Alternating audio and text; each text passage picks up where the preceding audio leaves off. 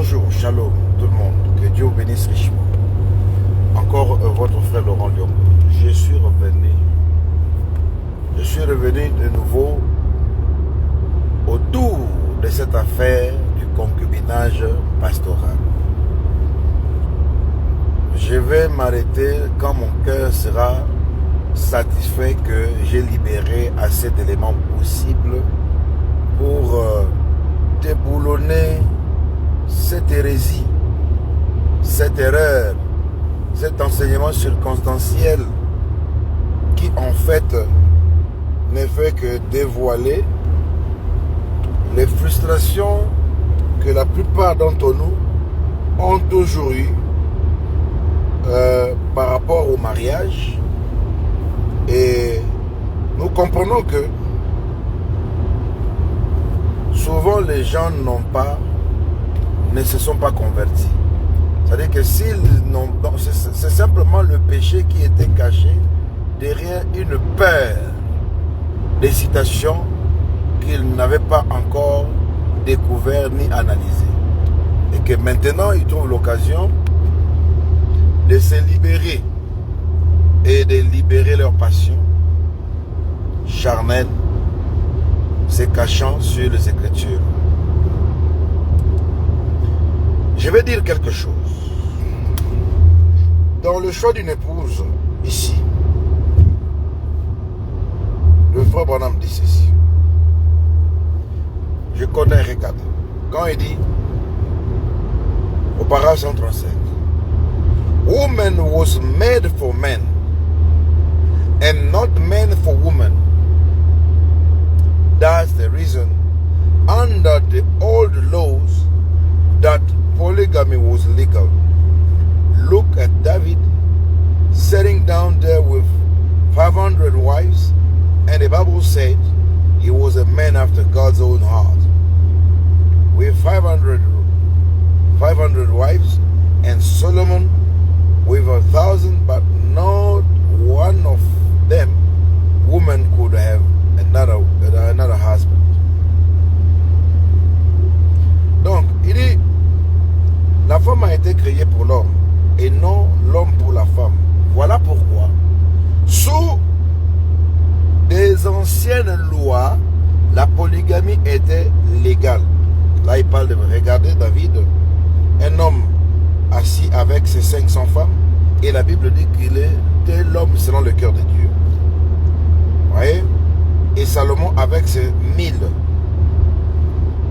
Alors qu'aucune femme ne pouvait avoir un autre mari.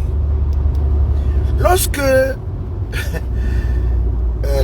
Voilà pourquoi nous disons que prêcher le message n'est pas une simple répétition de citations. C'est avoir d'abord un appel, un ministère inspiré par Dieu qui vous donne la parole.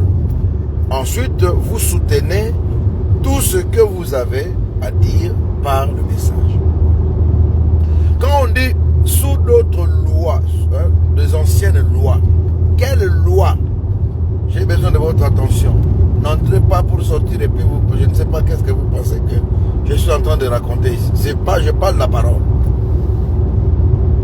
Quand on dit sous les anciennes lois, l'Ancien Testament avait deux grandes sous-dispensations légales. L'Ancien Testament. Nous avons eu d'abord les lois païennes. Par exemple, le Code d'Hammurabi, qui a été un ensemble de coutumes qui ont géré les peuples jusqu'à ce que Dieu vienne envoyer Moïse. Jacob, Abraham n'étaient pas des Israéliens. Ils n'étaient pas des Juifs. On est devenu juif par la Torah, par l'appel de Dieu au mont Sinaï. C'est alors que tout Israël s'est converti au judaïsme. Mais donc avant cela, avant que la loi de Moïse, la Torah n'arrive, la polygamie était pratiquée. Le concubinage était pratiqué. C'est-à-dire que tous ces gens, les anciens, les patriarches, ont vécu dans les mariages polygamiques, dans les concubinages, non pas parce que c'était une inspiration de Dieu, non, c'était des coutumes des nations. Et quand on dit que la polygamie était légale, pour montrer aussi des affaires de concubinage, parce que mon accent est beaucoup plus d'abord cette fois-ci sur le concubinage, même si la polygamie vaut la peine d'être redressée correctement conformément à la révélation. Donc, quand on dit sous les anciennes lois, c'était comme ça. La Torah n'a pas apporté la polygamie ni le concubinage, parce que ce n'était pas seulement les Juifs. Le roi Assuérus n'était pas un Juif, il était un roi païen. Quand, après avoir choisi la reine Esther, toutes les autres femmes, on les plaça dans les chambres des concubines. Donc c'était des pratiques, une pratique universelle de l'époque. Donc, pourquoi est-ce que Branham me dit que c'était légal sous d'autres lois? Parce que depuis l'avènement de l'église catholique, qui était une église romaine, qui avait été basée sur les lois romaines, qui bannissait la polygamie et toutes sortes de mariages anti-monogamiques.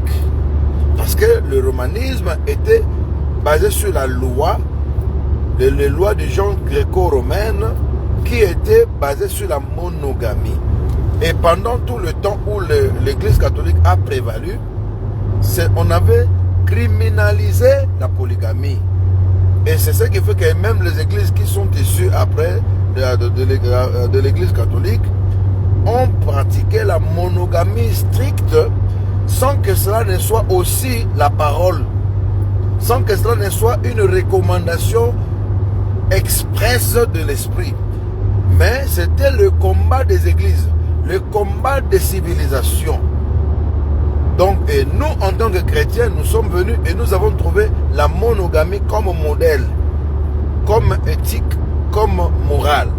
Et voilà pourquoi lorsque la révélation sur le mariage et le divorce vient, en 65, dans la prédication, le mariage et le divorce, maintenant, le faux prophète vient. Oui, cette prédication est ainsi dit le Seigneur, du début à la fin.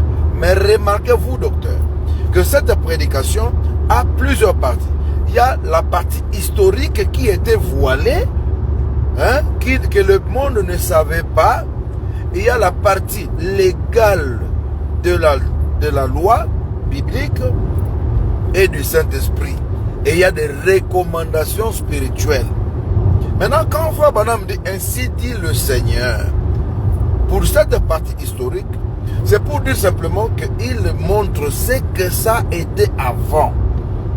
Et ce fait historique a existé. C'est le Seigneur qui vous dit que cela a existé là-bas. Mais ne dit pas que le Seigneur vous dit que mariez-vous à plusieurs femmes et prenez les concubines, ainsi dit le Seigneur.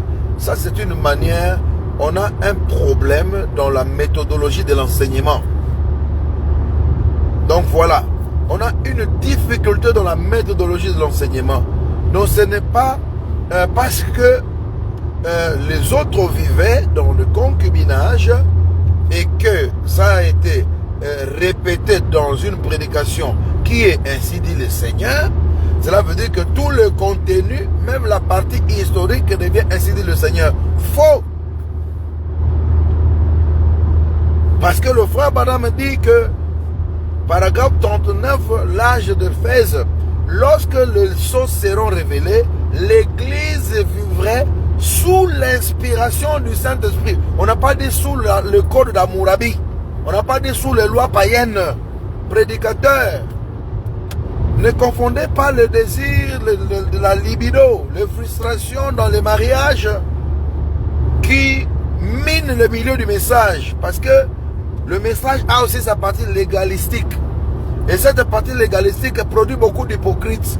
Et nous comprenons aujourd'hui que lorsque les gens en ont ras-le-bol, ils veulent maintenant se débarrasser de ces fardeaux dans leur conscience parce que le corps réclame et on va recourir à des citations mal interprétées pour soutenir le concubinage. Maintenant, quand un docteur de la parole dit qu'il peut aller dans une église, trouver une sœur, voir ses parents et puis prendre en mariage, donc pour la prendre sans une consécration, parce que c'est sa concubine, c'est basant sur les anciennes lois. Oui, un homme que le père de la femme cède en mariage, qu'il ait payé la dot ou pas la dot, c'est légal, ce mariage.